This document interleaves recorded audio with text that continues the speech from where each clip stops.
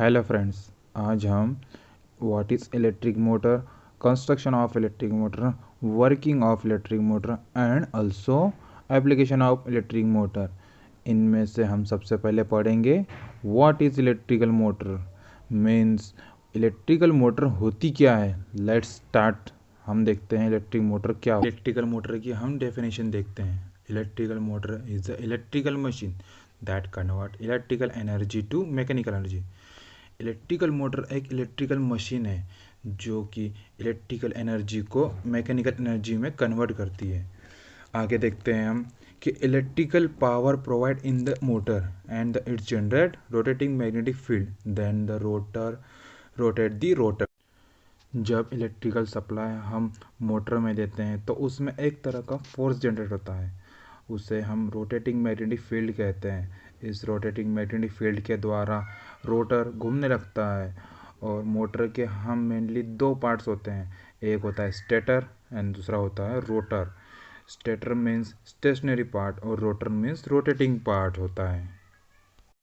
अब हम स्टेटर और रोटर का कंस्ट्रक्शन देखते हैं। स्टेटर का जो आउटर कवर होता है वो आयरन कोर या एल्यूमिनियम का बना होता है और इसमें जो वाइंडिंग होती है वह कॉपर की या एल्यूमिनियम की जाती है। यह जो एल्यूमिनियम की या कॉपर की वाइंडिंग में जब सप्लाई दी जाती है तो वह एक परमानेंट मैग्नेट की तरह काम करता है।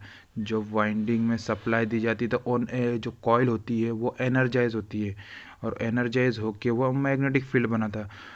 इसी मैग्नेट फील्ड के द्वारा रोटर में एक फोर्स क्रिएट होता है और वह रोटर को रोटेट करने के लिए फोर्स करता है।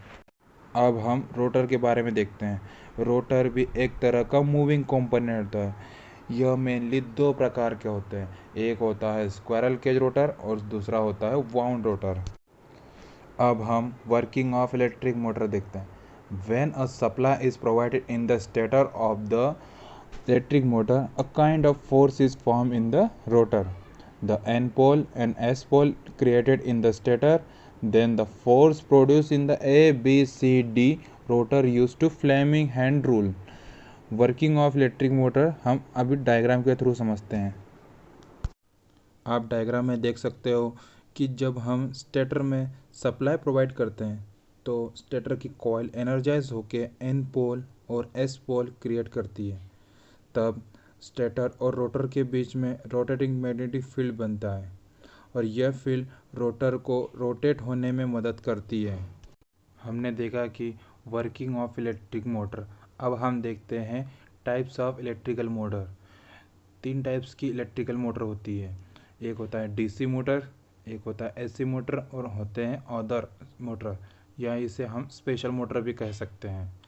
डीसी मोटर में आते हैं DC shunt motor, separately excited motor, series motor, permanent magnet DC motor and compound motor. और एसी मोटर में आते हैं इंडक्शन मोटर और सिंक्रोनस मोटर।